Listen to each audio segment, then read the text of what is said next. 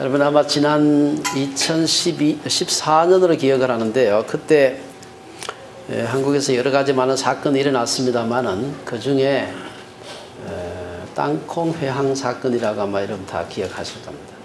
그 내용은 뭐 말씀을 안 드려도 아시겠지만 뉴욕에 있는 그 존 F 케네디 공항을 대한항공이 출발하려고 하는데 그때 1등석에 앉았던 그 대한항공의 부사장 딸이었죠. 그분이 1등석에 마카데미아라고 하는 이 땅콩 비슷한 그런 견과류인데 그것을 1등석에 앉은 손님한테 이 쟁반에 안 주고 따로 가지고 이렇게 부어가지고 봉지채 줬다. 이래가지고 승무원과 사무장을 불러서 야단을 치고 무릎을 꿇게 하고 사과하게 하고 그까지도 또 참을 수가 있는데 몇백 명이 타고 있는 비행기를 이미 그 브릿지에서 출발해가지고 이 활주로로 가고 있는 비행기를 돌려가지고 다시 계류장으로 브릿지로 대게 해가지고 그 사람 내리게 하고 한 20분 정도 비행기가 수백 명의 사람이 타고 있는데 20분이나 지연 출발한 그 사건입니다. 그로 인해서 생긴 우리나라에 굉장히 중요한 단어가 하나 생겼습니다. 혹시 무슨 말인지 아세요? 예, 갑질이라고 하는 단어가 하나 생겼습니다. 이 사실 그전에는 없던 말인데 갑질이라고 하는 말이 생겼습니다.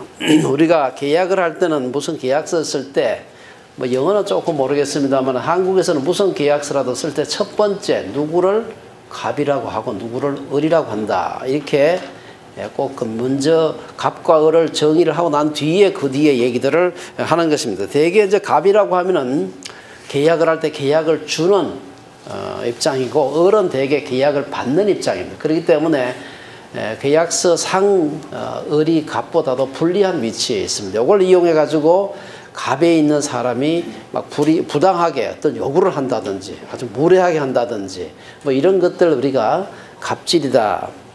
이 사실 갑질이란 말은 영어 표현은 없다 그래요. 저도 한참 찾아봤는데 없더라고. 제일 가까운 말이 보싱 하나, 보스사이즈, 보스 짓 한다. 뭐 그런 그것도 정확하지는 않다 그럽니다. 어쨌든 그 이 갑질이라고 하는 말이 그 사건 때문에 우리나라에 생겼습니다. 그래서 그 아주 그 여러 가지로 요즘은 아주 제일 유행하는 말 중 하나가 이 갑질한다. 그 말이 요즘 아주 유행어가 됐는데 아마 우리만의 한국만의 나쁜 문화 중에 하나가 아닌가. 뭐 어느 정도의 갑질은 다른 문화도 있습니다만은 그렇게 심하게 갑질하는 문화가 다른 데서 찾아보기가 좀 어렵습니다. 제가 보니까 우리나라에서 갑질하는 그 굉장히 그 아주 그 고질적인 문화 중에 하나가 조혜다 씨 전에 뭔가 하면 어음문화입니다. 어음문화. 우리 어린이들은 어음문화가 뭔지 모르죠. 어흠 말고 어음문화라는 게 있어. 어음. 아, 물건을 줬는데 아니면 서비스를 제공했는데 수표나 현찰을 안 주고 약속음이라는 걸 줘요. 언제 돈을 주겠다고 하는 이런 종이쪽지를 주는 겁니다. 아니 물건을 줬으면 돈을 주든지 뭐 수표를 주든지 해야 되지 음이라는 걸 주는 겁니다. 그것도 보름도 아니고 한 달도 아니고 어떤 거 막 3개월짜리 이런 음을 줘가지고 그 사이 회사가 망하면 그냥 다 떼이는 겁니다. 저희가 LA에서 바로 위에 형님이 사업을 하고 있는데 한국에서 사업을 하다가 미국에서 사업을 하니까 제일 좋은 것 중에 하나가 어문화 없는 거더라. 어문화가 없으니까 일단 돈을 받으면은 현금이죠. 그러니까 망할 이유가 없어요. 그 회사에 내 운명이 잡혀 있지 않는 것입니다. 사실 오늘 본문은 나오는 이 헤롯이 두로와 시돈 사람들에게 어떻게 갑질을 하는가 하는 모습을 보여주는 그런 얘기입니다. 뭐 그 당시에 이걸 갑질이라고 말을 할 수 있는지 모르겠지만 오늘 본문의 그 20절에 보면은 헤롯이 두로와 시돈 사람들을 대단히 노여워하니 그들의 지방은 두로와 시돈 사람들의 지방입니다. 이들은 해안가에 있는 도시들입니다. 두로와 시돈은 해안에 있는 항구 도시예요. 그렇기 때문에 내륙에 있는 평원지대, 곡식을 생산하는 평원지대로부터 곡식을 갖다가 수입하지 않으면 살아갈 수가 없어요. 자기들의 그 해안가에 있는 평지만으로는 자기들이 충분히 자립할 수 있는 그런 양식이 되지를 않았기 때문입니다. 그래가지고 항상 이 헤롯이 이제 갈릴리와 유대 지방을 다스리고 있었는데 헤롯과 이 두로와 시돈의 이 왕들 사이에는 항상 긴장이 있었는데 두 가지 이유입니다. 하나는 오늘 본문에는 안 나옵니다만 드로와 시돈은 항구 도시고 상당히 유명한 항구 도시이기 때문에 내륙에 있는 사람들이 어떤 물건을 수출하거나 할 때는 이 항구에서 출발을 해야 돼요. 그러다 보니까 두 가지 면이 있는데 헤롯이 두로와 시돈을 갖다가 만약에 사용하지 않으면 두로와 시돈 사람들은 항구 사용료를 못 받는 겁니다. 또 두로와 시돈에 있는 사람이 헤롯과 사이가 안 좋아져서 너희들은 우리 항구 사용 못해 그러면은 헤롯은 해상 봉쇄를 당하는 겁니다. 그래서 항상 그 긴장이 있었는데 이 양식 문제는 꼼짝없이 두로와 시돈 사람들이 을이고 헤롯이 갑입니다. 헤롯이 양식 안 주겠다 그러면 이 목줄을 딱 쥐고 있는 거예요. 그래서 두로와 시돈 사람들이 항상 그 사람들한테 잘 보이지 않으면 안 되는 것입니다. 그래서 그래가지고 헤롯이 안 그래도 이 집안 대대로 교만한 집안인데 이 자기한테 목줄이 잡혀 있는 사람이 딱 있으니까 얼마나 교만한지 모릅니다. 오늘 그래서 그 얘기가 20절에 나오고 있는 얘기입니다. 헤롯은 그러한 그 자기의 지위를 이용해 가지고 두로와 시돈 사람들에게 갑질을 하고 있는 것입니다. 두로와 시돈 사람들이 직접 이 교만한 헤롯을 대하기가 굉장히 어려운 거예요. 어떤 여러분 국가 간의 어떤 조약이라든지 이런 걸 체결하기 협상을 할 때 협상 상대자가 겸손한 경우가 있습니다.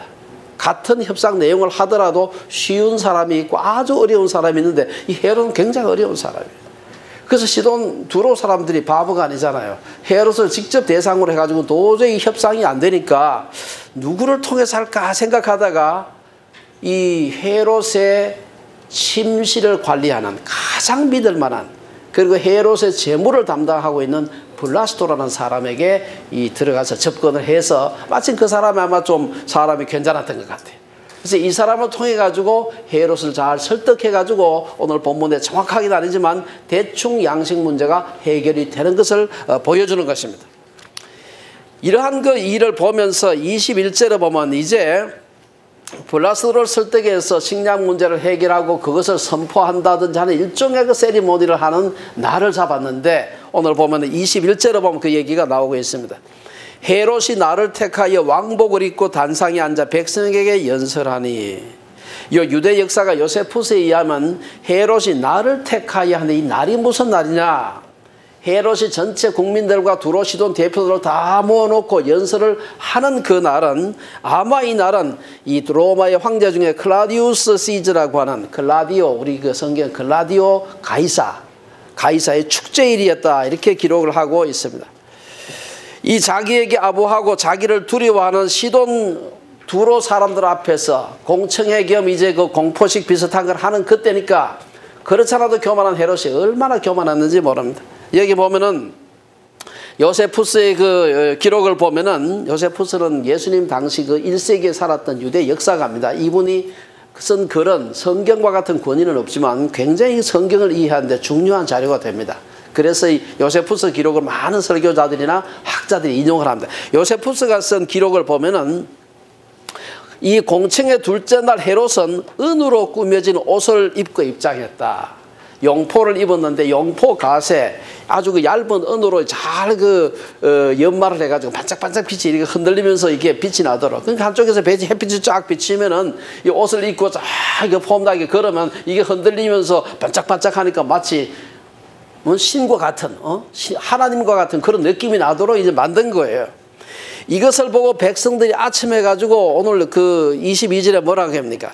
이것은 그가 나와가지고 한마디 쫙 하니까 이것은 신의 소리요 사람의 소리가 아니라 이렇게 부르짖었습니다.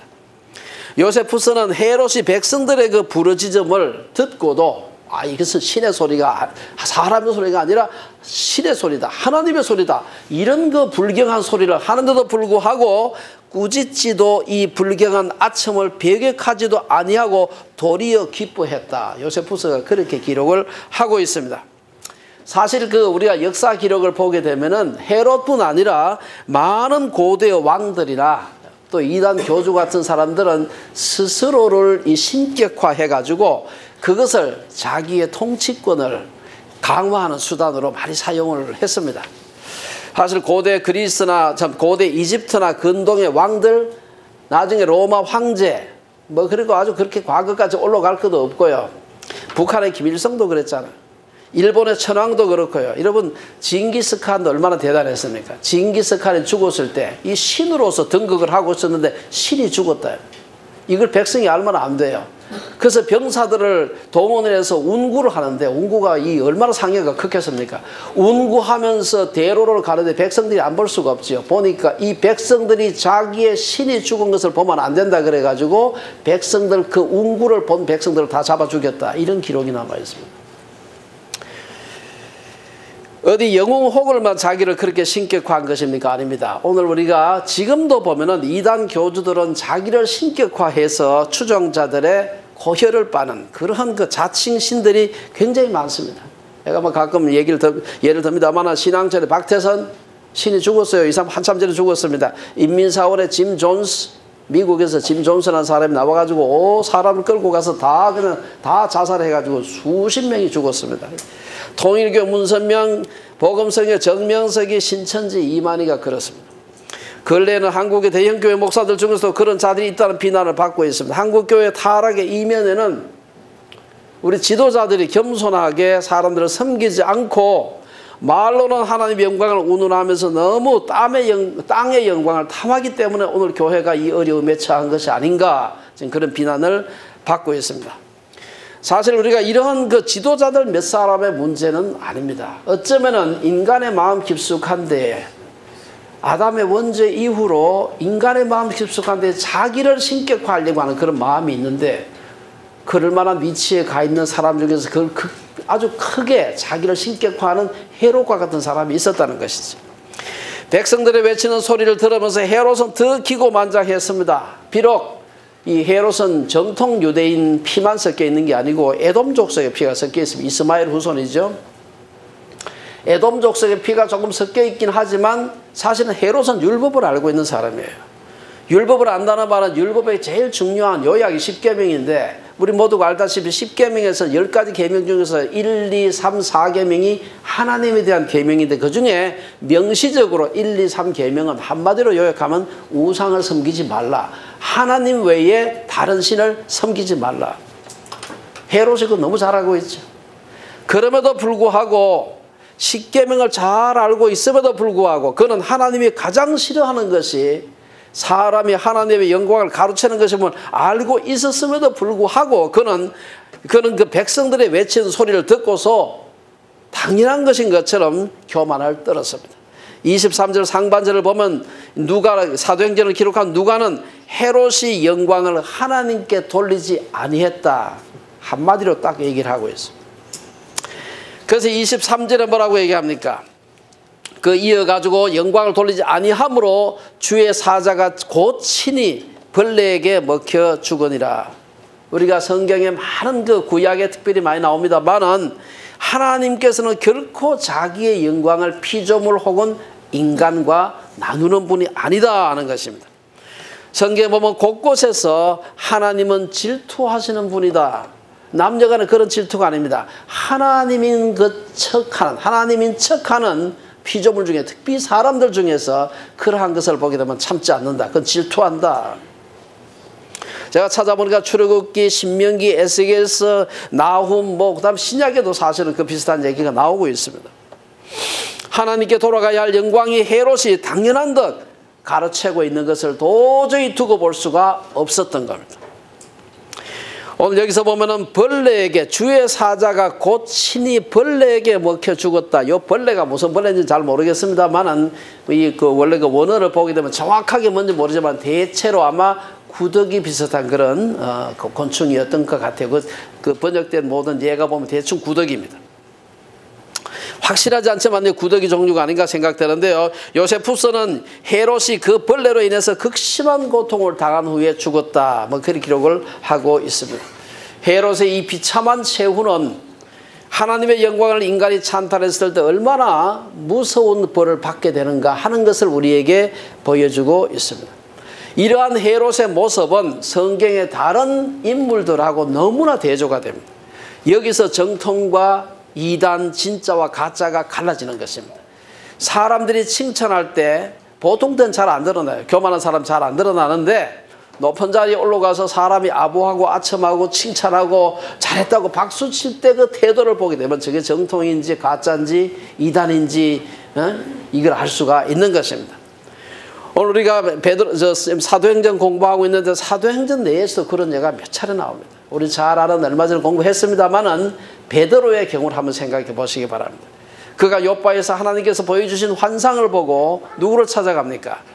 가이사랴에 있는 고넬료를 찾아가요. 사실 그 베드로는 피정복자의 어부입니다. 고넬료는 이 집의 정복자 정복하는 나라 쪽이죠.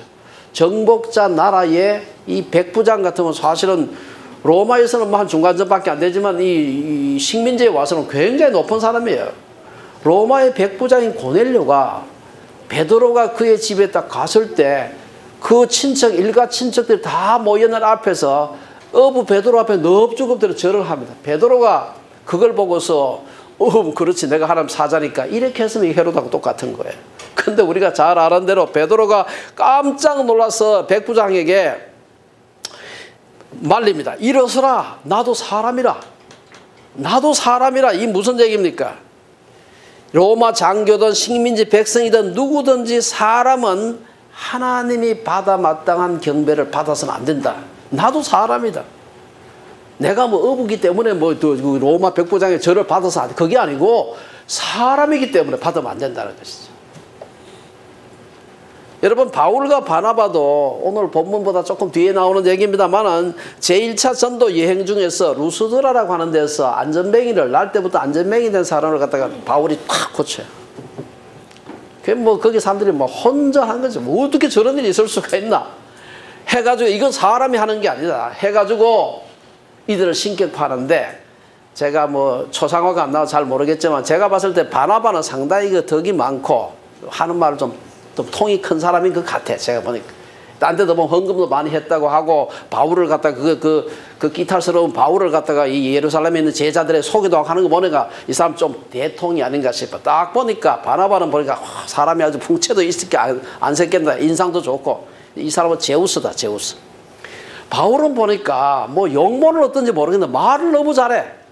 그래가지고 이거는 헤르메스다. 헤르메스는 전령의 신 혹은 웅변의 신입니다. 말 잘하는 신. 이건 제우스고 이건 헤르메스다. 이래가지고 사람들이 막 신이 하늘에서 내려왔다고 막 난리인데 그 소리를 듣고 진짜 제우스 신당이 뭐 루스드라 바깥에 그 신당이 있는 신당 그 관리하는 제사장이 있었을 거 아니에요. 그 사람이 정말로 황소 한 마리 하고 그 다음 꽃다발하고 잔뜩 들고 와가지고 제사 지내겠다고 하면 우리 앞에 막 두드리는 거예요. 사람들은 막 신이 내려왔다고 아우성을 치고. 이쯤 되면은 뭐 그냥 아무 소리 안 해도 저들로 뭐 가만히 있으면 이단 교주가 되는 겁니다. 그렇죠? 뭐 헌금해라 그러면 사람들이 막 그냥 이때 그 뭐라고 얘기합니까? 이 사도행전 14장에 나오는 얘기인데 제우스 신당의 제사장이 소와 화환들을 가지고 대문 앞에 와서 무리와 함께 제사하고자 했다.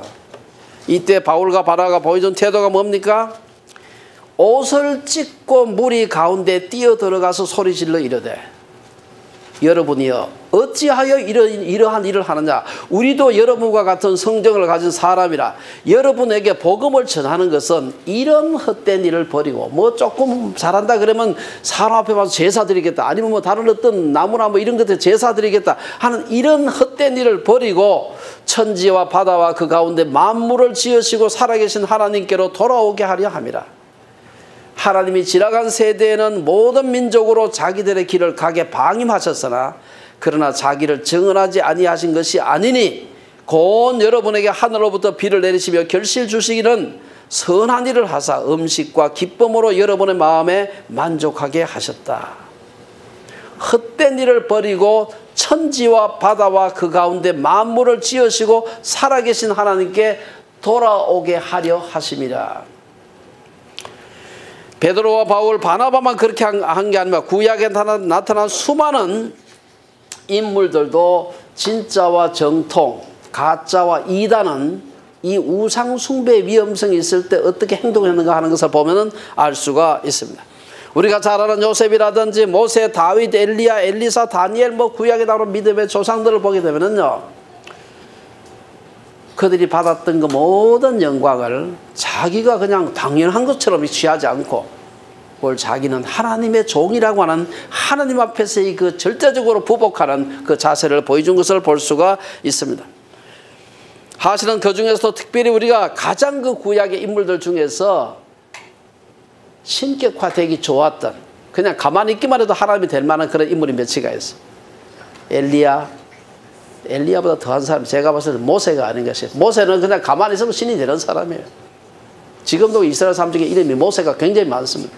지난번 옛날에 6.1 전쟁할 때도 모세 다이안 국방장관 이름 모세, 워낙 그 대단한 사람이었기 때문에 3500년 지금까지도 이스라엘 사람들 머릿속에는 모세 그러면 영웅이고 조금만 더 나가면 신이에요. 하나님께서 모세가 신격화되는 것을 막기 위해서 그의 무덤을 감추었습니다. 가만 놔뒀다가는 무덤 앞에 해마다 와서 제사 안 드리겠습니까? 시간 좀 지나면 금방 신이 되는 겁니다. 배용준도 일본 가면 신인데 왜 모세가 신이 안 되겠습니까? 그렇지 않습니까? 예. 모세는 유골도 무덤도 그 흔한 묘비 하나도 남기지 않고 다만 하나님으로부터 받은 돌판도 없어졌어. 율법 그 기록된 내용만 남아있지. 돌판도 놔두면 그 제사 안 드리겠습니까? 하나님께서 얼마나 철저하게, 심지어 예수님의 무덤까지도 다 어디 있는지 몰라요. 뭐 여길 거라 하고 뭐 추측은 하지만 모르는 겁니다. 뭔가 눈에 보이는 게 하나다 있으면 그가 제사 지내고 이 일을 하지 않겠습니까? 이와는 달리 헤롯은 사람들이 신인 것처럼 떠받들었을 때 그걸 거부하지 않았습니다. 하지만 그는 하나님을 알고 있었고 그는 우상 숭배와 신성 모독이 얼마나 하나님께서 싫어하는 것인지 알고 있는 사람이에요. 하나님은 자기의 영광을 피조물과 결코 나누지 않는 것을 알고 있었습니다. 그럼에도 불구하고 이런 하나님을 무서워하지 않고 교만을 떨다가 결국은 비참한 최후를 맞게 된 것을 볼 수가 있습니다. 마지막 25절, 24, 25절에 보면은 헤롯이 죽음으로, 이 헤롯은 헤롯 아그리파 1세입니다. 헤롯 아그리파 1세가 죽음으로 하나님의 말씀은 흥왕하게 되었다. 요새 잘 안 쓰는 말인데 요새 그 개역 개정에 많이 바꾸긴 했는데 이 말은 그냥 놔뒀더라고요. 흥왕하게 되었다.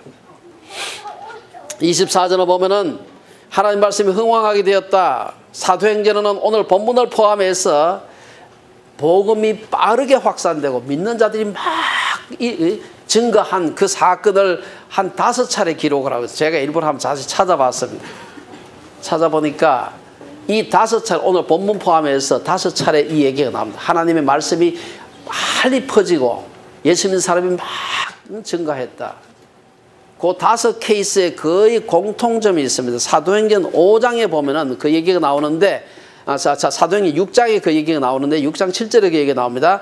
하나님의 말씀이 점점 왕성하여 예루살렘에 있는 제자의 수가 더 심히 많아지고 허다한 제사장의 무리도 이 도에 복종하니라.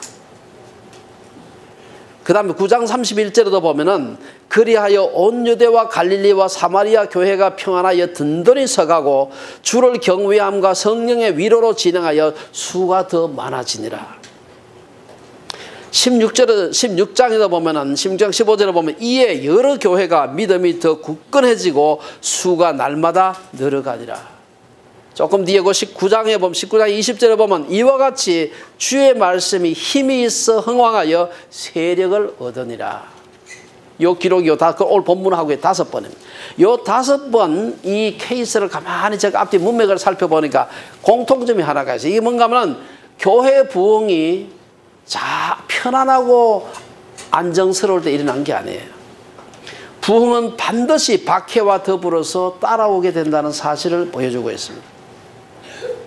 그 중에 이제 외부적인 박해가 아니라 내부적인 어려움 때문에 아주 고통을 겪다가 부흥을 경험한 케이스가 있고 나머지 4케이스는 외부로부터 압력입니다. 복음을 전하는 것으로 인해서 사람들이 잡혀가고 투옥되고 죽임을 당하고 이 사건이 있은 직후에 교회가 급속도로 부흥하는 걸 볼 수가 있습니다. 우리가 흔히 하는 말대로 오늘 우리 한국교회 침체도 어쩌면은 이런 어려움이 없기 때문이 아닌가 뭐 그런 생각도 해봅니다. 우리 사람들이 말할 때 가난을 이기는 사람은 많지만 부유를 이기는 사람은 많지 않다. 가난은 이길 수 있으면 막 축자고 일하고 이러면 또 돈 막 벌고 이래가지고 일어설 수가 있는데 부유를 이기는 사람이 있긴 있지만 많지 않다는 겁니다. 부자가 되면 까딱하면 엉뚱한 대로 가게 되고 하나님을 잊어버릴 수 있다는 것이죠. 이처럼 박해를 이기는 교회는 많지만 안일함을 이기는 교회는 많지 않은 것 같아요. 어쩌면 우리가 너무 잘 사는 게 아닌가 하는 그런 생각도 해보는 겁니다. 25절을 보면 헤롯이 죽음으로 말씀이 흥왕해지는 것을 본 바나바와 바울은 흉년이 들어서 어려움을 당하는 예루살렘 성도들을 돕기 위해 안디옥 성도들이 부조를 했습니다. 그 부조 전달하러 예루살렘 교회에 지금 왔다가 일어난 이 일들입니다. 지금 이 부조를 하고 난 뒤에 안디옥으로 다시 돌아갔다. 누구를 데리고? 마가라 하는 요한을 데리고 예루살렘에서 안디옥으로 돌아갔다 하면서 12장이 끝나게 됩니다.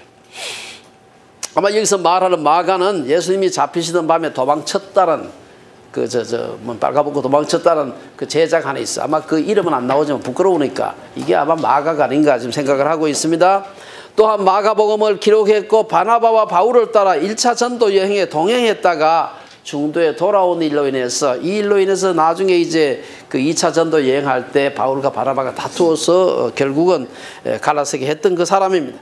이 마가를 데리고 안디옥으로 돌아갔다.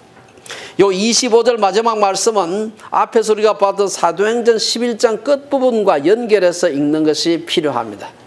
27절, 11장 27절에 보면은 그때 선지자들이 예루살렘에서 안디옥에 이르니 그 중에 아가보라 하는 한 사람이 일어나 성령으로 말하되 천하에 큰 흉년이 들리라 하더니 클라우디오, 로마 황제 이름입니다. 아까 얘기했던 클라우디오 가이사입니다.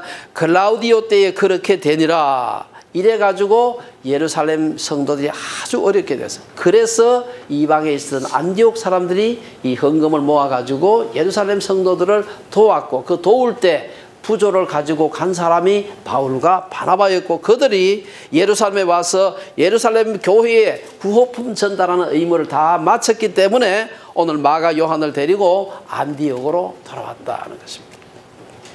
오늘 본문은 우리들에게 여러 가지를 말하고 있습니다만 특별히 겸손에 대해서 가르치고 있습니다. 하나님의 영광을 우리가 가로채서는 안 된다는 것을 보여주고 있습니다. 하나님의 마음은 우리가 하나님 앞에서 겸손한 것입니다.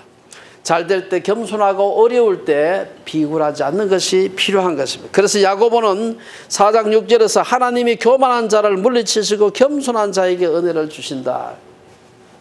오늘 이 헤롯의 죽음은 막 극단적인 사건입니다만은 이건 언제라도 우리에게도 일어날 수 있는 그런 일입니다.